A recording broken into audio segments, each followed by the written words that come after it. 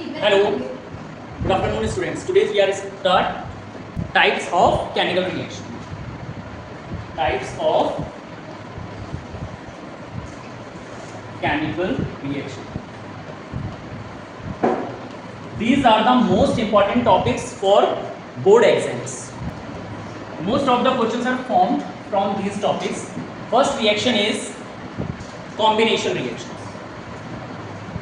Combination reaction, जैसा कि बच्चों नाम से ही आपको अंडरस्टैंड हो रहा होगा, कॉम्बिनेशन का मतलब होता है दो या दो से ज़्यादा रिएक्टेंट आपस में कंबाइन होकर यानी रिएक्ट करके क्या करेंगे, एक सिंगल प्रोडक्ट बनाएंगे। क्या बनाएंगे?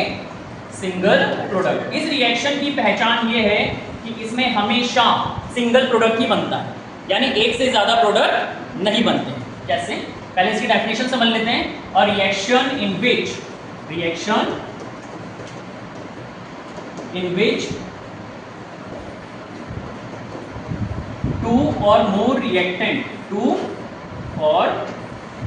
reactants are combined together. Reactants are react together to form single product.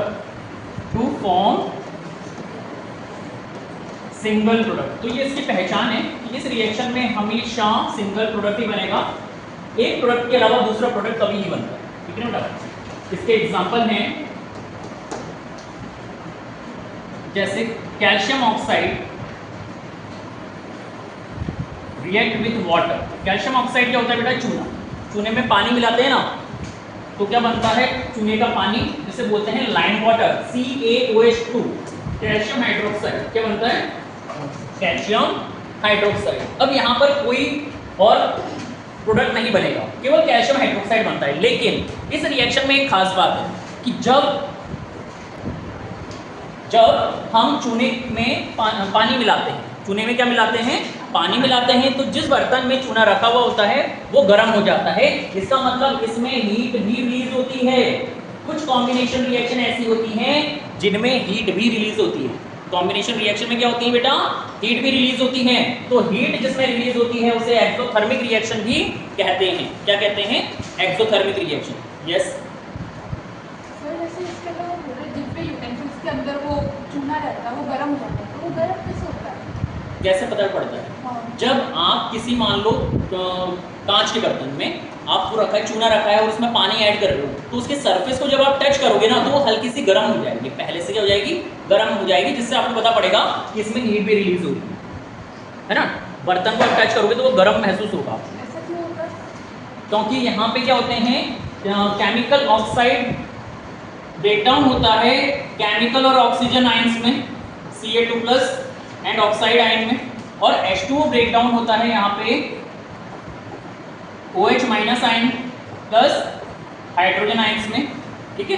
तो यहाँ पे जब ये एटम्स या मॉलिक्यूल्स ब्रेकडाउन होकर नए बॉन्ड बनाते हैं तो उसमें एनर्जी रिलीज होती है। उसमें क्या होती है?